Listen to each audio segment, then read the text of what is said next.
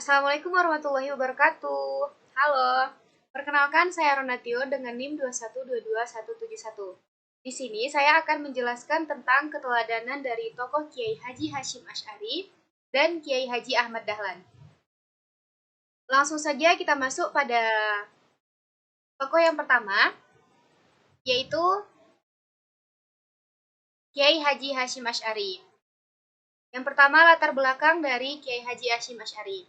Kiai Haji Hashim Asy'ari lahir pada tanggal 10 Maret 1871, letaknya di Jombang atau Jawa Timur. Nah, beliau ini adalah salah satu murid dari Kiai Khalil Al-Baqalani. Dan beliau ini pernah mendirikan pesantren yang kita kenal sekarang dengan pesantren Tebu Ireng yang letaknya di Jombang atau Jawa Timur. Kiai Haji Hashim Asy'ari memimpin NU dengan konsep wasataniyah atau moderat, di mana yang mengedepankan toleransi, kesederhanaan, dan kebersamaan dalam beragama. Nah, beliau ini sangat berperan penting dalam mengembangkan gerakan Islam di Indonesia dengan melalui organisasi Nahdlatul Ulama yang sekarang telah menjadi salah satu organisasi Islam yang terbesar di dunia. Nah, selain menjadi kiai besar, beliau juga menjadi seorang pedagang dan petani yang sukses. Sehingga dari hasil itulah beliau menghidupi keluarga dan pesantren yang dipimpinnya. Kehidupan Kiai Haji Hashim Asy'ari yang sederhana, berintegrasi, dan penuh semangat membangun bangsa menjadi inspirasi bagi banyak orang dalam menjalankan ajaran Islam. Banyak keteladanan yang dapat kita ambil dari tokoh Kiai Haji Hashim Asy'ari, yaitu beliau adalah seseorang yang tidak sombong, rendah hati, sangat berkhidmat kepada guru, dan beliau adalah seorang pejuang yang keras dalam mengembangkan gerakan Islam di Indonesia. Selanjutnya, kita masuk pada tokoh yang kedua, yaitu Kiai Haji Ahmad Dahlan. Yang pertama, latar belakang dari Kiai Haji Ahmad Dahlan. Beliau lahir pada tanggal 1 Agustus tahun 1868 di Kauman atau Yogyakarta. Beliau ini berasal dari keluarga pegawai kerajaan dan terkenal di kalangan ulama. Ayahnya adalah seorang kiai besar yang bernama Abu Bakar bin Kiai Haji Sulaiman. Nah, beliau ini adalah anak keempat dari 7 bersaudara. Semasa kecil, beliau sudah dikenal dengan sosok yang cerdas karena beliau sudah lancar membaca Al-Quran pada usia 8 tahun.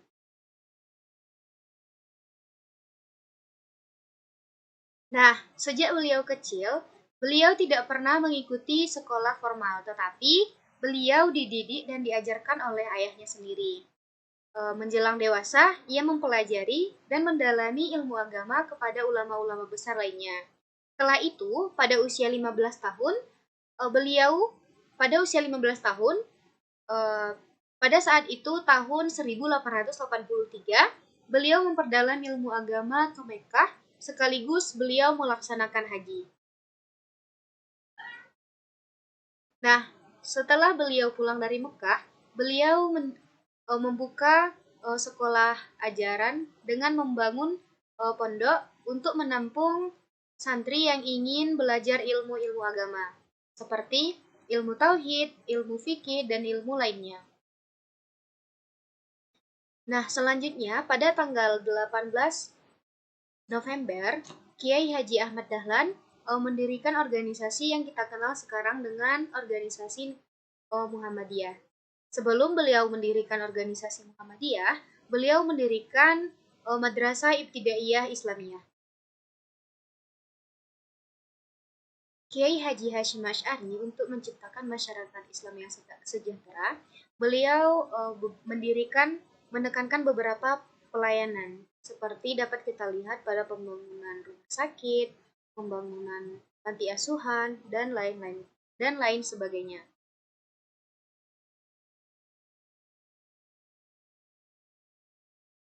Selanjutnya, ada 3 bentuk pelayanan yang dilakukan oleh Kiai Haji Hashim Asy'ari, yaitu bidang pendidikan, yang kedua bidang sosial, dan yang ketiga bidang keagamaan. Kita masuk pada bidang pendidikan. Beliau menggabungkan model pembelajaran pesantren dengan model pembelajaran barat agar bisa dipakai untuk pembelajaran Islamiyah. Bidang yang kedua adalah bidang sosial. Beliau mewujudkan pendidikan dan guruan sehingga dapat membangun universitas, rumah sakit, rumah untuk anak yatim, dan untuk orang miskin. Beliau juga menyebarkan ajaran Islam melalui buku, majalah, koran, dan beberapa yang lainnya. Nah, dari buku itu nanti akan ditulis dengan bahasa yang dimengerti oleh masyarakat sekitar, sehingga nanti akan mudah difahami dan dimengerti oleh masyarakat sekitar. Selanjutnya, bidang yang ketiga yaitu bidang keagamaan. Beliau berusaha keras menghilangkan stigma penjajah yang mengatakan bahwa masyarakat Islam itu kolot dan bodoh. Maka, dari itu, masyarakat Islam memerlukan ilmu pengetahuan.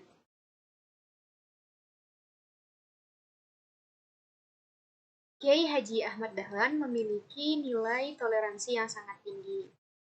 Menjelang akhir hayatnya, seraya menyadari kesehatannya yang makin memburuk, beliau menghabiskan waktu dan energinya tersisa untuk melakukan dasar-dasar yang kuat bagi pertumbuhan dan perluasan organisasi Muhammadiyah. Nah, 2 tahun sebelum kematiannya, beliau akhirnya memperoleh persetujuan dari penguasa Belanda untuk mendirikan cabang dan ranting di seluruh kepulauan Nusantara. Dari situlah Muhammadiyah terus tumbuh pesat. Ketika Kiai Haji Ahmad Dahlan wafat pada tahun 1923, meskipun skalanya masih kecil, Muhammadiyah ini sangat terorganisasi. Pada tahun 1921, Muhammadiyah hanya memiliki 5 cabang, sedangkan pada tahun 1922 jumlah itu meningkat menjadi 15 di seluruh Indonesia.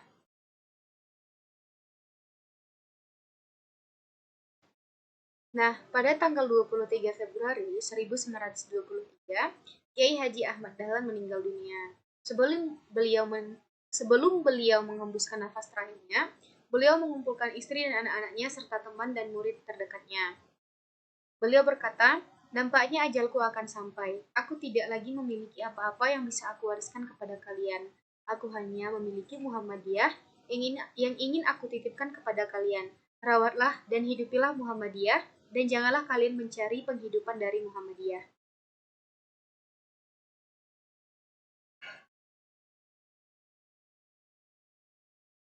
Selama masa hidupnya, Kiai Haji Ahmad Dahlan benar-benar mendedikasi waktu, tenaga, dan hartanya untuk berdakwah, khususnya melalui Muhammadiyah.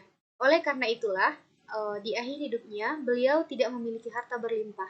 Suatu ketika, beliau pernah menasihati para muridnya. Dia berkata, "Kalian jangan berteriak akan menyerahkan nyawa kalian untuk membela agama, karena sesungguhnya nyawamu itu menjadi wewenang Allah kapan akan mengambilnya. Berkorbanlah kamu dengan hartamu, karena harta itulah yang kelak akan menyelamatkanmu di akhirat." Kiai Haji Ahmad Dahlan benar-benar telah berdagang kepada Allah dengan keberuntungan yang besar. Kenapa tidak? Setelah ditinggalkannya, Muhammadiyah bukan surut tetapi justru semakin berkembang dan meluas dengan berbagai amal sosialnya yang membawa manfaat bagi umat Islam dan masyarakat luas. Bahkan, Muhammadiyah sekarang telah menjadi ladang amal bagi banyak orang tanpa mengurangi nilai jariah para pendirinya.